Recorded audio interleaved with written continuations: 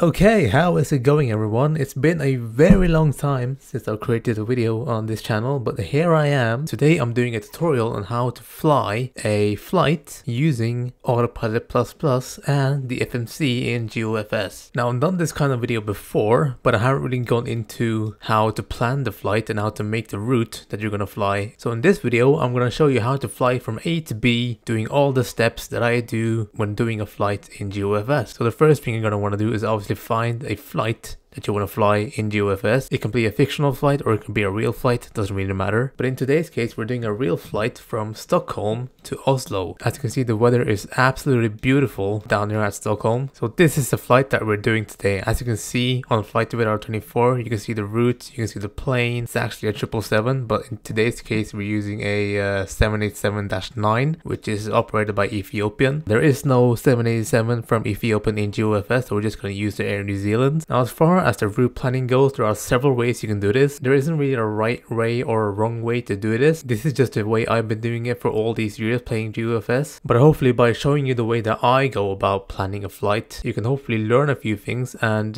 take a few things into your route planning and flight planning. So as far as the route planning goes, I used to use this website called Flight Plan Database. It's really good for simple flights from A to B that don't really include a SID and a star. If you don't know what a SID and a star is, SID is a standard instrument departure and a star is a standard terminal arrival route. So this website is kind of basic. It doesn't really include the in-depth details of a flight plan, but what you do have is the latitude and the longitude, which is really important for the FMC in GeoFS. Now, if you don't have Autopilot++ and the FMC in GeoFS, I'm going to leave the link in the description where you can download and install the FMC and the Autopilot++. Now I'm not going to go into depth on how to install them. There are plenty of videos on YouTube that show you how to install them, so you can just look up those, but it's a pretty simple process. So yeah, if you just want simple flight plans, this is the website to go for. But if you want more complex flight plan, SimBrief is where you want to go. Now SimBrief gives you every single detail about the flight. So as you can see already, this flight plan is way more detailed than what Flight Plan Database gave us. So anyways, now that we got a flight plan planned, we can go and program it into the FMC in GeoFS. So first things first, we're gonna open up the FMC. Here you got the departure and the arrival and your flight number, which in this case is Ethiopian 714. Now the airport that we're going to fly from is Echo Sierra Sierra Alpha, which is Stockholm, and the arrival airport is Echo November Golf Mike. So now that we got that set in the FMC, you're going to want to find the first waypoint in your SID. Now the first thing you're going to want to do is to open up SimBrief and click on View PDF. That will open up this file. Scroll down to page 4 and look at the flight log. Here you'll see every single waypoint on the route. But at the moment we only need to focus on the first waypoint, which in this case is Sierra Alpha 705. So what we need to do in this case is to simply copy and paste this waypoint into the first waypoint slot in the FMC. So simply type in Sierra Alpha 705 and hopefully it will add the waypoint automatically. In this case it did it, but if it doesn't do it, you also have the latitude and the longitude data in the flight plan, so you can simply just type that in if the waypoint you're trying to type in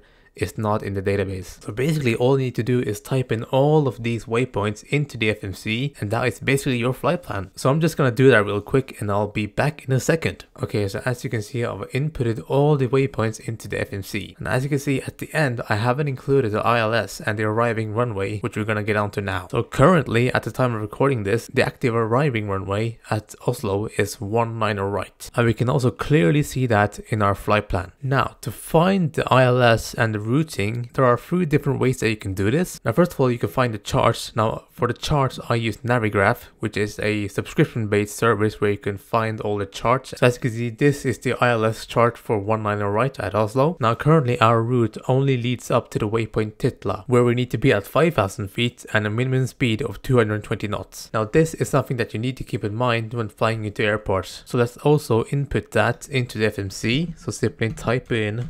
O2D and hit the plus sign, and that will input that waypoint into our flight plan. Now also, according to the chart, the next waypoint after that is waypoint Zinlo, so hopefully that is also in the database, which it is, which is perfect. But in the case in which the waypoint is not in the database, you can simply use Google Maps. So when you're in Google Maps, go to your arrival airport and find your arrival runway, which in this case is runway 19 right. Now what you're going to want to do is go to the end of that runway and put a point down right in the middle of the runway. Now to create a point in Google Maps, all you need to do is left click on a point on the map and it will create a point. So this is our point at the end of the runway. Now you're probably asking, why are we creating this point? It's simply to line ourselves up with the runway, basically like a localizer system. Now by creating a point like this, you also get the longitude and the latitude, which is, like I said, important information for our FMC. So in this case, this is our longitude and latitude for the end of the runway. So now that we have that information, we can go back to GeoFS, create another point, and in this point call it runway 19 right, and then input those latitude and longitudes that we found in Google Maps. Now the more numbers you have on the latitude and the longitude, the more accurate that waypoint will be. So this is now our completed flight plan from Stockholm to Oslo. So now that we've inputted all our waypoints into the FMC, we can continue with inputting our altitude restrictions. Now if you remember, I said at Titla we need to be at 5,000 feet. Now to create a altitude restriction, you need to go to where it says feet and simply type in 5,000 feet. Now according to the chart, at the next waypoint Ududi we need to be at 4,000 feet, and at waypoint Zinlo we need to be at 3,500 feet. So now that we got our waypoints and our altitude restrictions into the FMC, we can continue by adding our cruise altitude. Now to add our cruise altitude, you need to go to VNav and then go back to our flight plan and look at what cruise altitude we're going to be using on this flight, which in this case is 34,000 feet. So simply type that into the FMC and then turn on the VNav. The VNav is basically our vertical navigation system, and that will control things like our climb rate and speed. Now if we go onto the arrival page, we can also click on automatically calculate top of the descent. Now what this is going to do is automatically calculate the point at which we need to start descending at. Now to do this, we also need to type in our arrival field elevation. Now to find this, we're going to want to go back to the chart and look at the ILS chart. Now as you can see, the airport elevation is 682 feet and the runway elevation is 676 feet. In this case, we're going to use the runway elevation. So simply type in 676 feet. Now when we take off and get into the flight, it will automatically calculate our top of descent. So now the last thing you're going to want to do is go back to the routes page and click on this check mark at the first waypoint to activate the route. And that is basically it as far as the route planning goes. Now like I said at the start of the video, this is just the way that I do it. Obviously, there are many other ways that you can do this. So yeah, it's just about finding the way that you find the most comfortable and the easiest way to do your flight planning. So now that our route planning is done, we can simply start by starting up our aircraft. And if you don't know how to do that, it's very complicated. You simply press E. Those engine sounds are beautiful. So I'm not gonna bore you with the whole taxiing procedure. I'm sure you know how to do that. So I'm just gonna cut to when we're at the holding point for runway 1 on the right, which is all the way down there. Alright, so we are currently at holding point Yankee 10, holding short of runway 19 right at Stockholm. Now at this point we would normally wait for our takeoff clearance, which we don't have in this case. But we're just gonna enter the runway anyway, because why the heck not? Alright, so now that we're lined up on runway 19 right, ready for departure, we can just run a few checks to make sure that we got everything set up correctly. So our first waypoint is checked right here. We have our cruise altitude set there, our VNav and speed control on, and the phase is set to climb. On the legs page, you can see all our altitude restrictions and our tracks and waypoints, which is all correct. So yeah, now that everything is set up, we can simply take off. So let's start by releasing the parking brake and setting a bit of thrust to get us moving, and then setting takeoff thrust. Now hopefully we can try and stay on the center line, which I'm not really doing a pretty good job of right now. Okay, there is a slight crosswind, but that was a pretty good takeoff actually. Right, 15 degrees pitch up, positive rate, gear up. So now that we're airborne, we can simply engage the autopilot and take off altitude, latitude and speed. Now this will automatically turn our aircraft to the first waypoint that we put into the FMC. Okay, all of a sudden it stopped raining for some reason, which is interesting. Alright, so we are currently climbing smoothly out of Stockholm, headed for Oslo, and we are currently in the middle of a bunch of clouds, which we are about to break out of right now. So that was perfect timing. But yeah, everything is going smoothly so far. As you can see, we've departed Stockholm and we've got a course heading towards Oslo, which is over here. Now I'm gonna sound really old here, but back in the days you actually used to get a overlay on this map here where you could see the route that you've programmed into the FMC. Now unfortunately that is no longer possible, but hopefully it will be possible again in the future, because it's really helpful to have an overlay where you can see if you've inputted a wrong waypoint somewhere, so that all of a sudden in the middle of your flight you don't suddenly turn southbound when you're supposed to go westbound, which is obviously not very good. But yeah, everything is going smoothly. We're heading towards Alpha Romeo Sierra, which is quite a funny name. Now if you go to the progress page, you can see the progression of your flight. Here you can see how many minutes you have left on your flight, your ETA, which is when you're gonna arrive into your destination, your distance to the next waypoint, and how long it will take to get to that waypoint, and obviously our top of descent, which hasn't been calculated yet. So yeah, there's really not much else to do than to sit back and relax and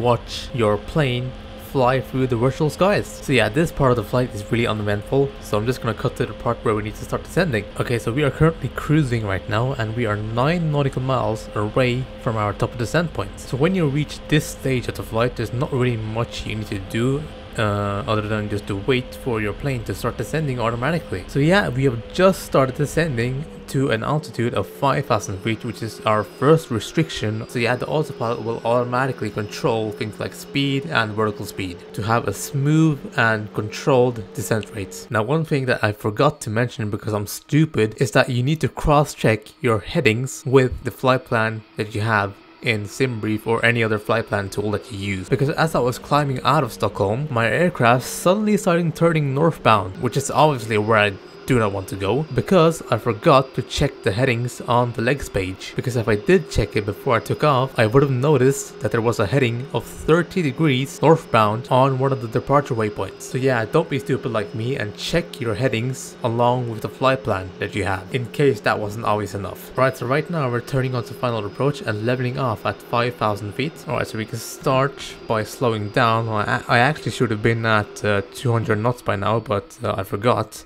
So don't do that. We cannot be perfect, right? So as you can see, the plane is now turning onto final to line itself up with the runway, and at the same time it's following the altitude restrictions we put in at Stockholm. So yeah, all we really need to do is monitor the progress of the plane and make sure it has a continuous descent. As you can see right now, it's starting to level up, so we need to continue descending. So normally at this point I put 1,000 feet into the altitude bug and make sure that the plane has a descent rate of at least minus 800 feet per minute. So whilst that's happening, we can continue to slow down and at the same time deploy some flaps. We can go for flaps 3 at this point, which should be plenty enough to keep us alive. So yeah, we are 8 nautical miles away from the airport at the moment. We cannot see the runway, so we cannot disengage the autopilot. Actually, we can see the runway right now. That was beautiful timing. So let's start by decreasing our speed to at least 150 knots, which is normally the landing speed on